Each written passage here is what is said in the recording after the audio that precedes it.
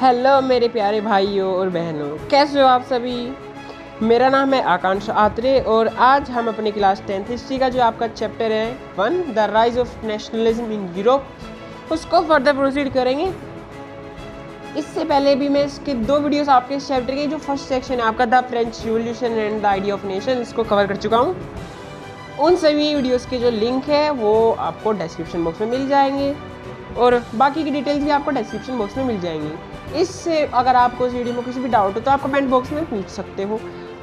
बाकी की डिटेल्स भी आपको डिस्क्रिप्शन बॉक्स में मिल जाएगी। तो चलिए मैं तो चलता हूँ एक्सपेरिमेंट करने, आपसे मिलूँगा बाद में क्योंकि मुझे अभी इस कंकाल के साथ डांस भी करने जाना है। तो चलिए बाय बाय। तो चलिए देखते हैं आज जो हमारा टॉपिक है आपका इस चैप्टर का सेकंड सेक्शन है यानी दूसरा सेक्शन है। फर्स्ट सेक्शन हम इसका कवर कर चुके हैं जिसमें मैंने आपको बताया था the French revolution and idea of nation के बारे में। ये तो आपने आपकी क्लास 9th में भी इतना पढ़ा होगा क्योंकि थोड़ा बहुत फ्रेंच रिवॉल्यूशन के बारे में यहाँ पर बताया हुआ है और क्या क्या चेंजेस हुए थे उस समय और जो राष्ट्र के निर्माण में जो लोगों के वहाँ पे विचार थे उसके बारे में आपको यहाँ पर बताया गया है। जिसमें जो मोस्ट इंपॉर्टेंट जो पेपर में आपसे क्वेश्चन पूछा जा सकता है एग्जाम में आपके वो था उन्होंने क्या क्या बदलाव आए थे वहाँ पर फ्रांस में रिवॉल्यूशन के बाद। उन्होंने अपना ट्राई कलर बनाया था जो कि इस वीडियो के थंबनेल पर मैंने आपको दिखाया हुआ भी है। Was chosen to replace the former royal standard, क्योंकि जो वहाँ पर राजा की जो औलादें चली आ रही थी मतलब पीढ़ियाँ चली आ रही थी उन सभी को शासन मिलता था, लेकिन रिपब्लिक होने के बाद वहाँ पर सिटीजनशिप आ गई थी यानी कि जो सिटीजन्स अपने वोटर्स वोट देकर अपने ही प्रतिनिधित्व को इलेक्ट कर सकती थी। उसके बाद क्या होता है उन्होंने फॉर्मल रॉयल स्टैंडर्ड जो वहाँ का था यानी वो पुराना प्राचीन झंडा उसको हटाकर द ट्राइकलर अपना नया बना लिया था, जैसे हमारे इंडिया में भी हुआ था सेम ऐसे ही है। और नेशनल असेंबली दोबारा गठित की गई थी जिसका नाम इन्होंने नेशनल असेंबली रखा था। उसके बाद क्या होता था कि हिम्स वर कंपोज्ड यानी कि जो नए गीत थे देशभक्ति गीत वे बनाए गए थे। ओथ्स यानी शपथ ग्रहण कराई गई थी। मार्टियर्स कमेमोरेटेड जो शहीद थे उन्हें इन्होंने श्रद्धांजलि भी दी थी राष्ट्र के नाम के लिए। एक सेंट्रलाइज सिस्टम यूनिफॉर्म सिस्टम बनाया गया था जो सभी में बटा हुआ था। फ्यूडल ड्यूज को खत्म कर दिया गया था। कस्टम ड्यूटीज को एबोलिश कर दिया गया था। ये सभी चीज़ें थी हमने पढ़ा था। उसके बाद कुछ और कंट्रीज़ में फीलिंग जो नेशनलिज्म की थी वो और बढ़ने लगी थी उनकी आर्मीज़ के द्वारा। फिर क्या होता है फ्रेंच रिवॉल्यूशन में जहाँ पर आपका नेपोलियन का पीरियड आता है 1804 जिसे हम सिविल कोड 1804 भी कहते हैं, नेपोलियनिक कोड। उस समय नेपोलियन बहुत सारे ही मेजर्स निकालता है वहाँ के लोगों के लिए यानी बहुत सारे कदम उठाता है। शुरुआत में तो वहाँ के लोगों को लगता है कि ये सभी कदम उनके फेवर में है, लेकिन बहुत कुछ समय बाद ही उन्हें पता लग जाता है कि ये उन सभी के लिए सही नहीं है। नेपोलियन गवर्नमेंट ये सभी यहाँ पर चेंजेस आते थे यानी कि तो फीलिंग का वहाँ पर राइज होना था। लेकिन अब मेकिंग ऑफ नेशनलिज्म यूरोप, अब वहाँ पर नेशनलिज्म बनता कैसे है अब हम ये इस अपनी वीडियो में देखेंगे। तो चलिए शुरू करते हैं आज का अपना topic. If you look at the map of mid 18th century Europe you will find that there were no nation state as we know them today. इसका मतलब है आप अभी गूगल पर सर्च कीजिए मिड 18th सेंचुरी का Europe का map, उसमें आपको जो वो मैप आएगा वो आज के समय से डिफरेंट होगा क्योंकि उस समय पर कोई भी नेशन स्टेट्स यानी राष्ट्र राज्य नहीं बने हुए थे यानी वो विभाजित नहीं हुआ था, नहीं बटा था जैसे कि अब के समय में। तो अब इसमें मैं आप पर ही छोड़ता हूँ, ये काम आप गूगल पर सर्च करके इसको डिफरेंस समझ सकते हैं। चलिए आगे शुरू करते हैं। What we know today as Germany, Italy and Switzerland were divided into kingdoms, duchies and cantons whose rulers had their autonomous territories. हम आज क्या जानते हैं जैसे कि Germany, Italy and Switzerland were divided into kingdoms. हमने पहले भी पढ़ा था कि Germany, Italy and Switzerland kingdoms में बटे थे यानी राज्य में डिवाइड हो गया था।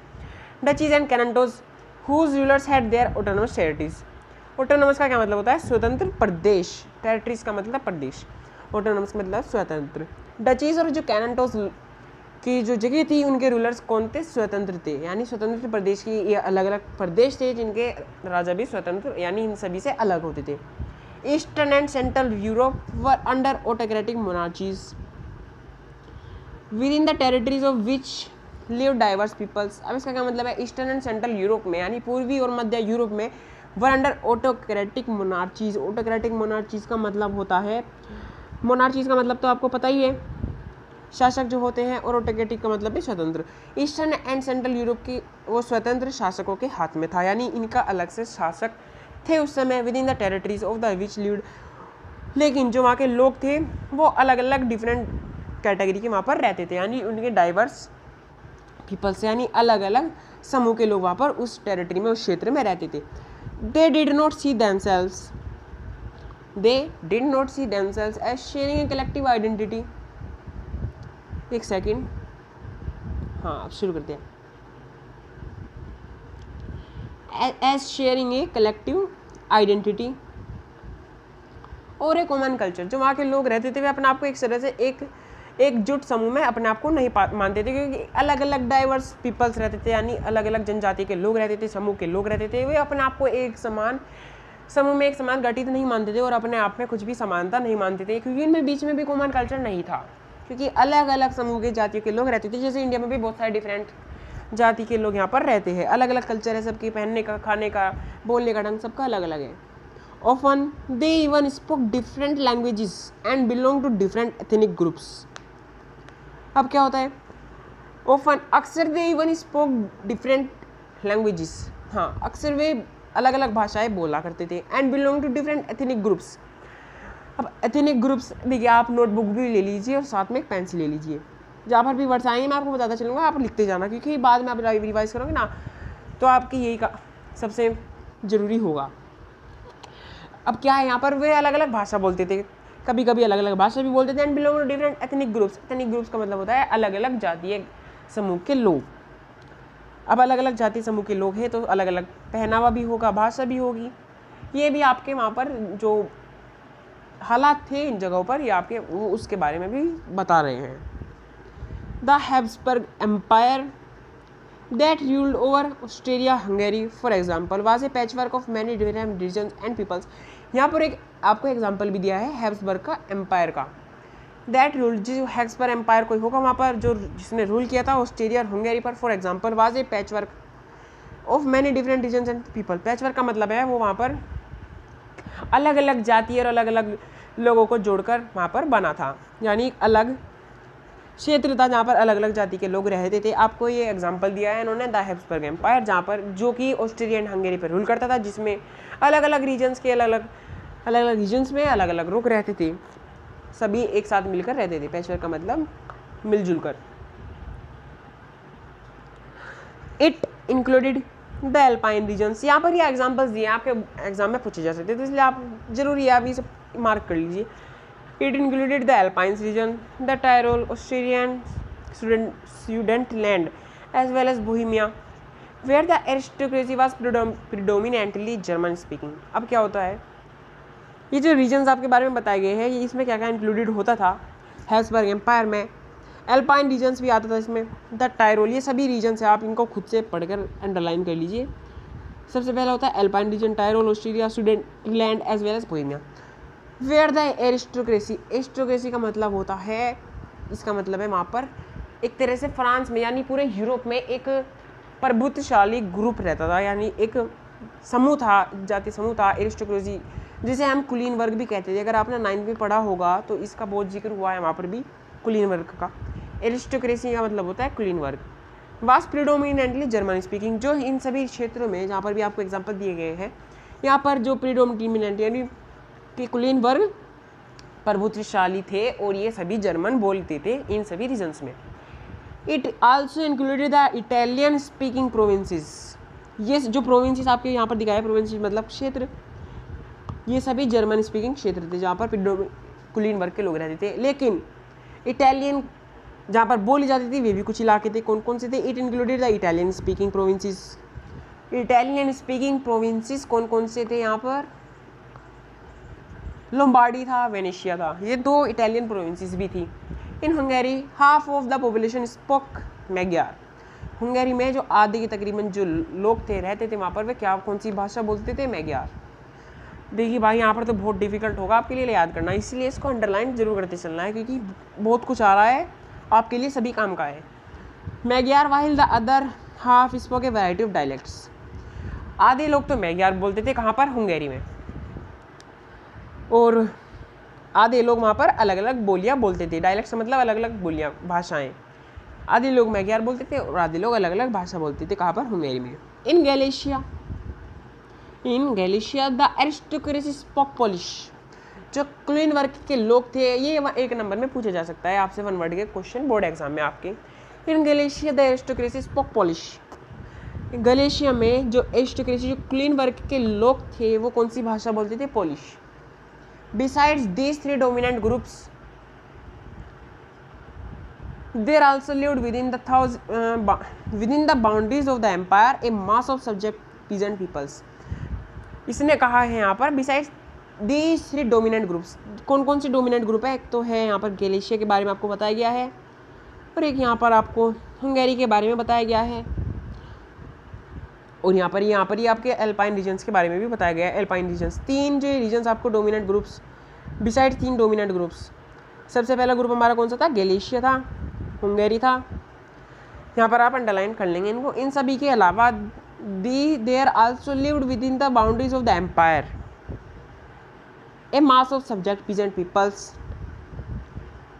वहाँ पर उस क्षेत्र में बहुत सारे अलग अलग ग्रुप भी रहते थे, बाउंड्रीज ऑफ एम्पायर, जहाँ पर a mass of subject peasant peoples, जहाँ पर जो पीजेंट यानी कि जो किसान की जो जनसंख्या थी यहाँ पर इन बाउंड्रीज में, इन एम्पायर के बाउंड्रीज में, वो बहुत ज़्यादा थी। ए मास यानी बहुत सघन तरीके से वहाँ पर रहते थे। बोहेमियाज, आगे क्या होता है?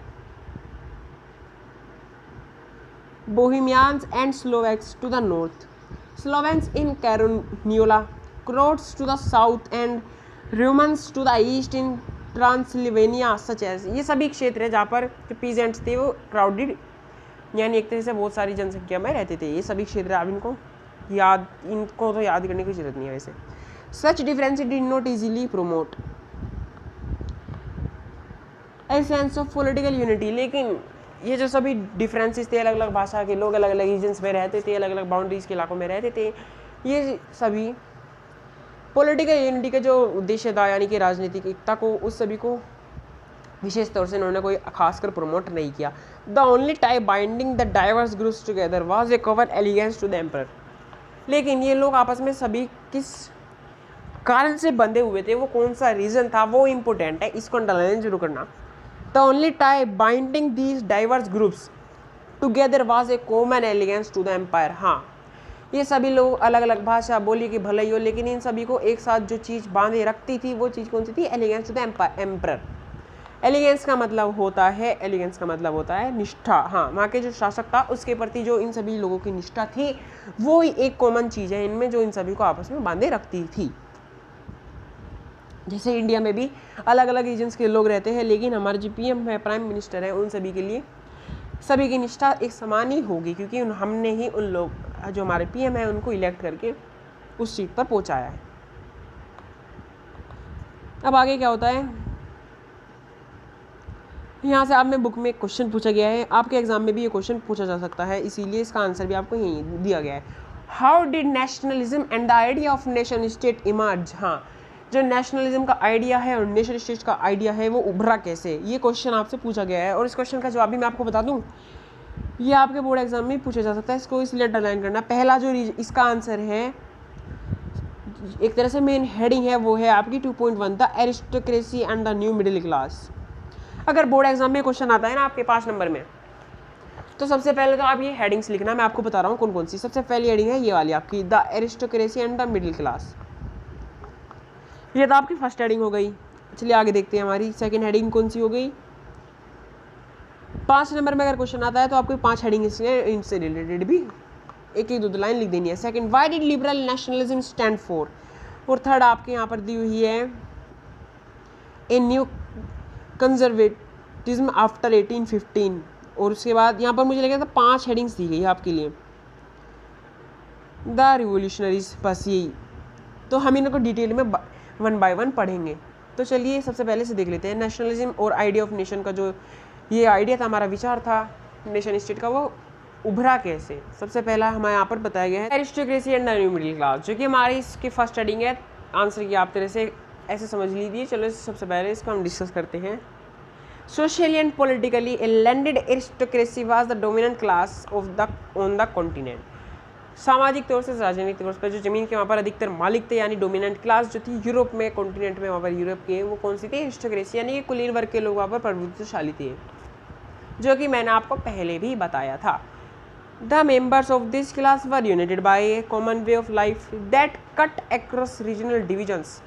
इस क्लास के जो सभी मेंबर थे वो आपस में एकजुट होकर कैसे जुड़े हुए थे? कॉमन वे से जुड़े हुए थे, जो कि थी वहाँ की कट अक्रॉस रीजनल डिविजन्स, जो कि वहाँ पर जो डिविजन्स थी जातीय समूह के लोग थे वो आपस में विभाजित थे, आर पार के क्षेत्रों में भी वो सभी एकजुटता से बंधे हुए थे सेवरल डिविजन्स होने के कारण। They owned states in the countryside and also town houses.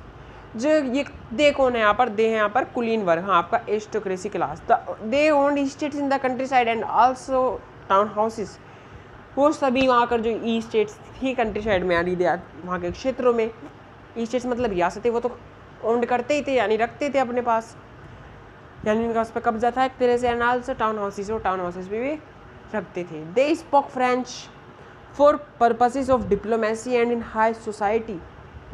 वो फ्रेंच भाषा बोलते थे। डिप्लोमेसी का मतलब होता है राजनीतिक कार्यों के लिए, और हाई सोसाइटी के लोगों के लिए होता है ना। हमारे यहाँ पर हाई सोसाइटी कौन सी भाषा बोलती है? वो बोलती है इंग्लिश। ऐसे इंग्लिश से मुझे कोई दुश्मनी नहीं है, आपको भी बोलनी चाहिए मुझे, यार मुझसे भी इंग्लिश आती है, अगर कोई शक तो नहीं है ना आपको, मुझे इंग्लिश आती है। चलिए आगे देखते हैं। They spoke French for purposes of diplomacy and in high society. Way French भाषा बोलते थे राजनीतिक कार्यों के लिए या फिर हाई सोसाइटी में जो लोग रहते थे वे सभी। Their families were often connected by ties of marriage. This powerful aristocracy was this powerful aristocracy was however numerically small group. लेकिन जो कुलीन वर्ग के लोग वहाँ पर प्रभुत्वशाली तो थे, प्रभावशाली तो थे, लेकिन न्यूमेरिकली स्मॉल ग्रुप, लेकिन इनकी जो जनसंख्या थी वहाँ पर वो छोटी थी, यानी कम मात्रा में वहाँ पर रहते थे। The majority of the population was made up of peasantry. जो वहाँ पर अधिकतर जो लोग रहते थे यानी जिसकी जनसंख्या वहाँ पर ज़्यादा थी वो थी पीजेंट्री लोग, यानी किसान वर्ग के लोग वहाँ पर रहते थे। To the west the bulk of the land was farmed by tenants and small owners. Tenants का क्या मतलब होता है? टेनेंट्स का मतलब होता है द पावर, कहा थे हम, हाँ यहाँ पर टू द वेस्ट, वेस्ट के इलाके में the bulk of the land was farmed by tenants.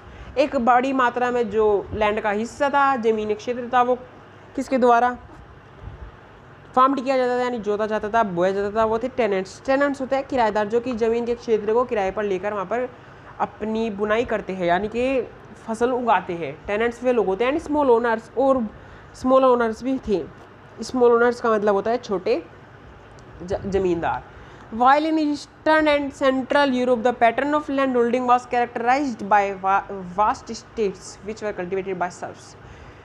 While in Eastern and Central Europe, जबकि ईस्टर्न पूर्वी और मध्य यूरोप में the pattern of land holdings, pattern क्या था यानी किसके पास सबसे ज़्यादा लैंड होल्डिंग थी, was characterised by vast states. Vast states होते हैं बड़े जागीरदारों के पास वहाँ पर लैंड होल्डिंग बड़े क्षेत्र में संख्या में थी। वास्ट स्टेट्स, स्टेट्स का मतलब होता है बड़े जागीरदार।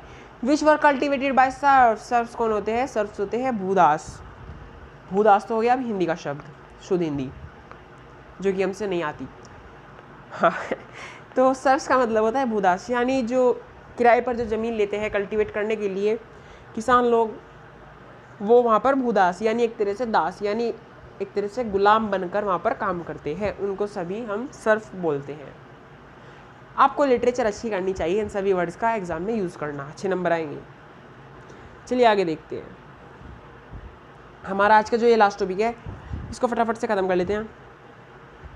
इन western and parts of central Europe the growth of industrial production and trade mean the growth of towns and emergence of commercial classes whose extent was based on production for the market. अरे वाह, इतना बड़ा para.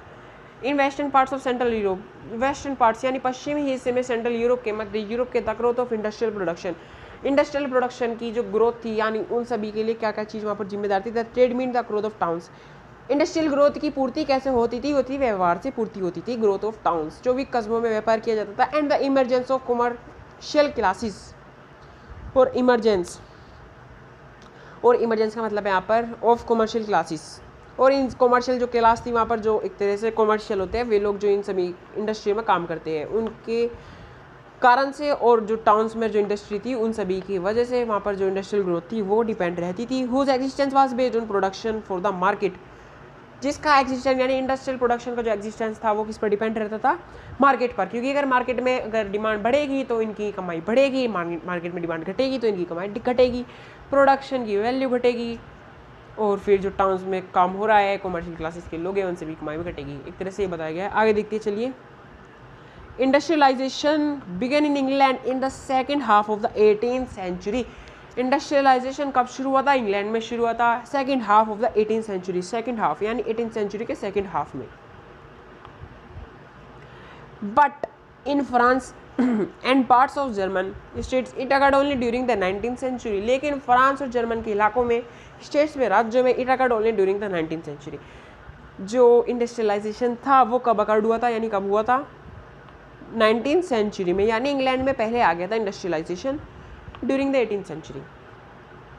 इन its wake, इसके आगमन में, new social groups came into being, a working class population and middle class made of industrialist, businessman, professionals. 1 second, मैं शायद आपको पहले कुछ बताना भूल गया था, मैं आपको भी बता देता हूँ। चलिए देखते हैं जी। तो aristocracy and the middle class, इसका मतलब क्या था? इसका मतलब था, एरिस्टोक्रेसी का मतलब होता है कुलीन वर्ग के लोग और नए मध्यम वर्ग के लोग। 2 क्लास के बारे में आपको यहाँ पर डिवाइड किया गया है, क्योंकि नेशनलिज्म बना कैसे उसको बताया गया है। पहली क्लास थी एरिस्टोक्रेसी, जिसमें हमने इस पैरा में आपके पढ़ा था। हमने एरिस्टोक्रेसी के बारे में तो इस पैरा में पढ़ ही लिया था, लेकिन अब हम पढ़ रहे हैं मिडिल क्लास के लिए, क्योंकि जो इंडस्ट्रीज में काम करते हैं, जिनकी प्रोडक्शन, इंडस्ट्री की जो प्रोडक्शन है वो उन सभी पर डिपेंड करती है।